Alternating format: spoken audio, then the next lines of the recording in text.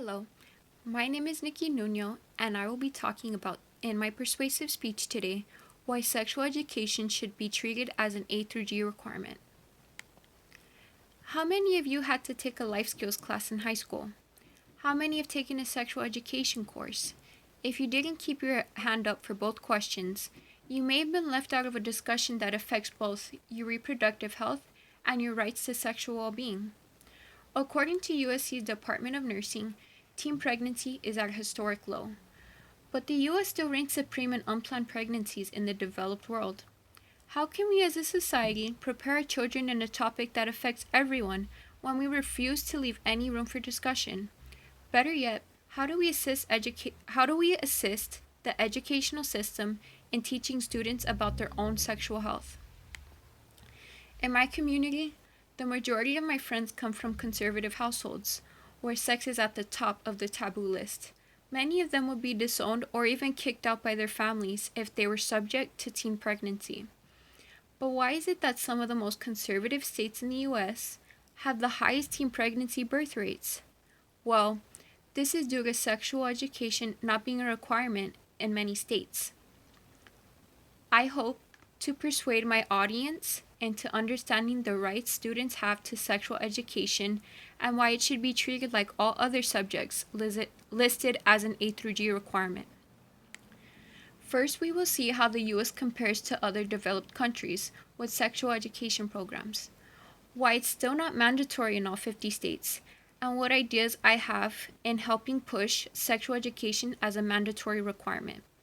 Now that you understand my concerns, let's dive into how we compare to other countries with their reproductive health programs. As we all probably know, birth rates have been declining since the early 90s, but the US still has much work to do in combating teen pregnancy. A principal research scientist known as Gil Desiche found that Switzerland is amongst one of the countries with the lowest teen birth rates in the world. This may be due to Switzerland's long-established sexual health programs, free to low-cost family planning along with contraceptives, and the expectation of sexually active teens using protection. While on the other side of the spectrum lies the US, with issues like low tolerance towards teen sexuality and reproductive education requirements fluctuating amongst each state.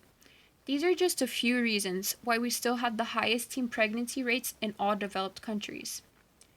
Now that we've seen some of the reasons why the US is behind on reproductive education, let's see why it's still not considered mandatory in every state. Americans are very well hung up on their freedoms, our rights. But what about our reproductive rights and where we get our knowledge on such? Experts believe that sexual education is difficult to carry out in the US because it affects everyone involved differently.